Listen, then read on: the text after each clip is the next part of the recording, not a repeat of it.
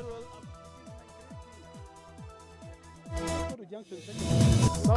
A very good afternoon to you. We are coming to you. We're coming to you live from the Okoa, Kenya Secretariat, where the NASA Parliamentary Group has just done a press conference listing a raft of companies, a list of companies and measures that are supposed to be taken to further the position of the economic boycott, as stated earlier by the NASA coalition leader, Raila Amolo Odinga. I'm joined by Mheshimiwa Ledama Olekina, who's the senator for Narok. Mheshimiwa, you did mention something about an unfortunate incident in Narok yesterday.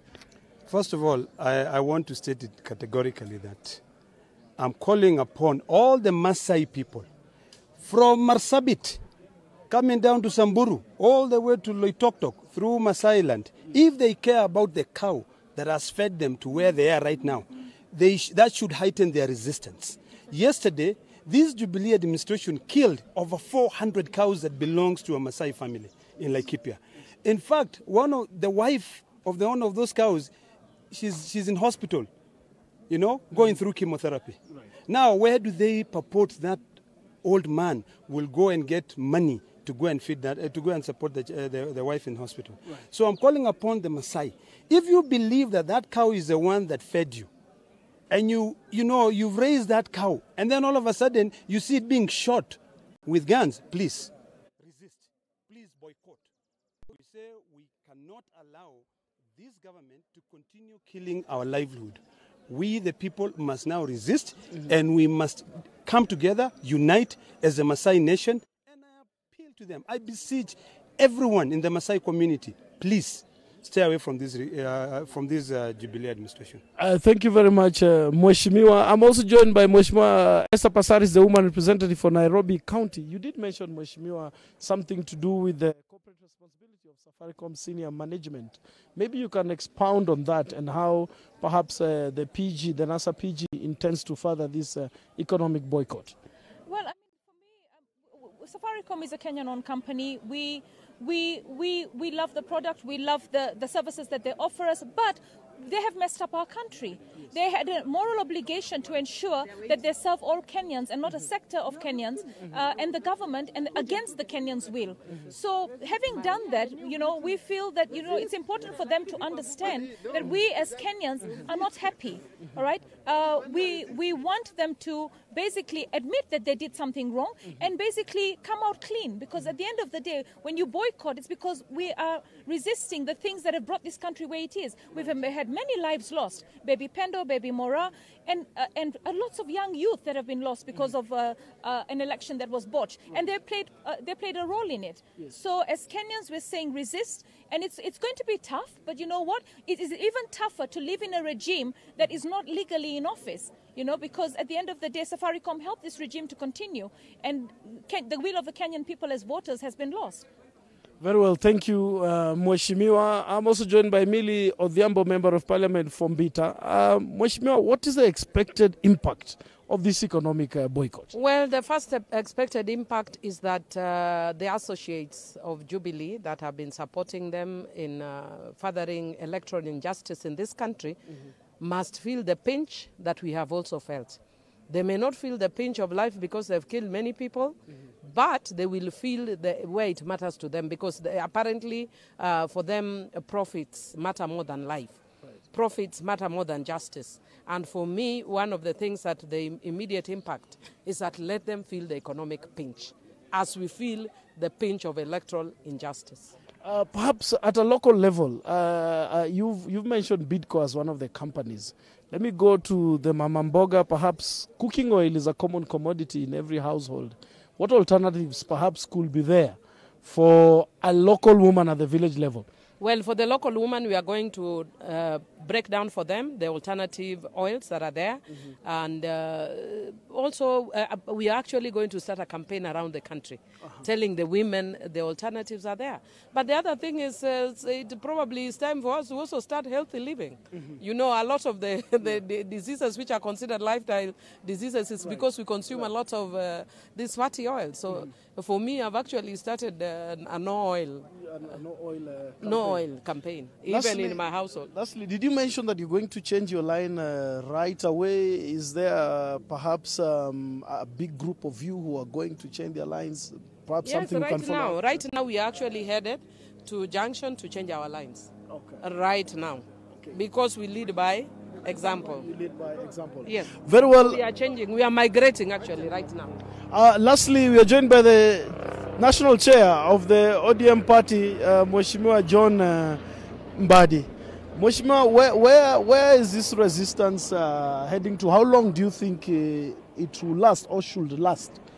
We expect that we will have the reforms the soonest possible. In fact, our timeline has been 90 days, but it may go beyond 90 days. But one thing that I want to tell our supporters is that when you want change, you don't expect it easy.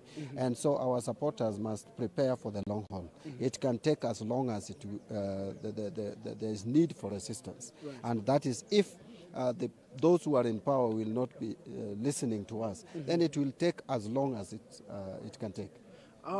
Some people are asking what criteria was used to arrive at these companies, Bidco, Safaricom. Is it the personalities or is it their association with the so-called imposed regime on the people? First of all, I want to make it very clear that these are not the only companies that we have identified. But for the start, we decided to pick on these three. But mostly because of association with the despotic regime and their funding of the same. We have evidence, we have carried out investigations, and we have found out that these companies have been associating very closely, and in terms of even financing and funding the campaigns of this despotic regime. Some have participated directly or indirectly in the rigging of elections, and therefore we have decided that they must pay for it. And I want to also say that it has nothing to do with personalities, it has nothing to do with communities, and that is why you find there are certain probably institutions that are largely associated by some communities. But we didn't want to go that route because, you see, we feel that this regime has been marginalizing some areas. We don't want also, as people who are alternative government, to do the same by marginalizing some communities just by merely voting for or perceived to have voted the way they did. So ours is not to target any community. We don't want to target individuals. We want to target those companies that are supporting actively and even sometimes overtly and covertly this despotic regime.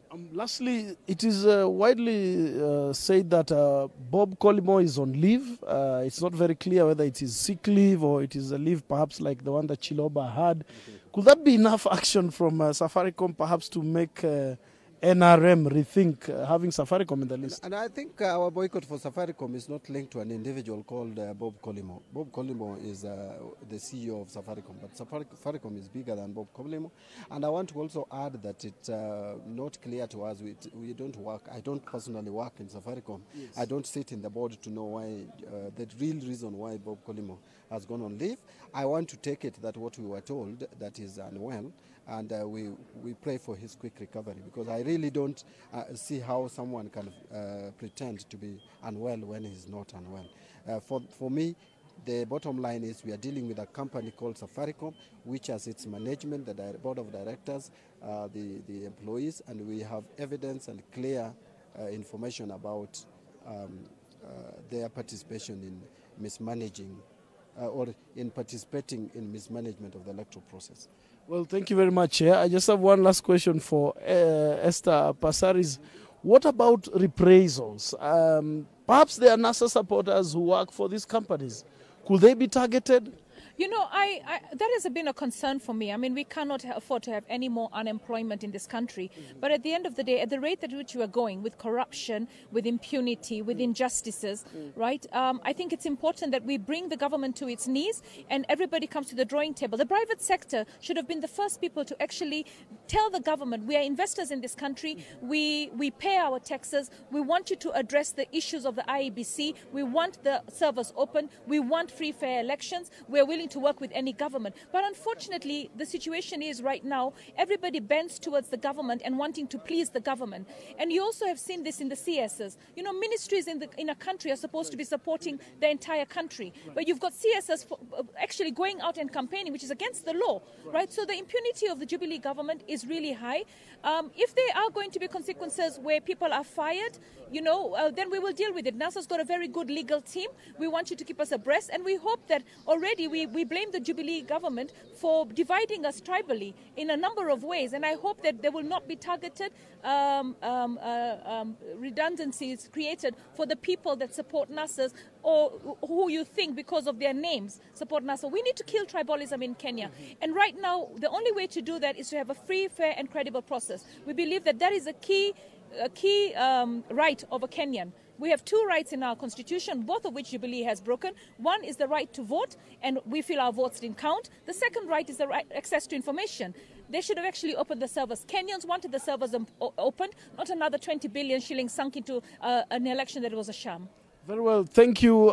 The rain is starting to come down here. I've just spoken to the Nairobi Woman Representative in the National Assembly, Esther Passaris, National Chair ODM, John Mbadi, Mbita Member of Parliament, Millie Odhiambo, and Narok Senator Ledama Olekina. The members of Parliament are proceeding right now to go and change their lines from Safaricom to Airtel, and we are going to cover that live for you. Keep it here on NASA TV as we bring you a minute-by-minute account of what is happening this day.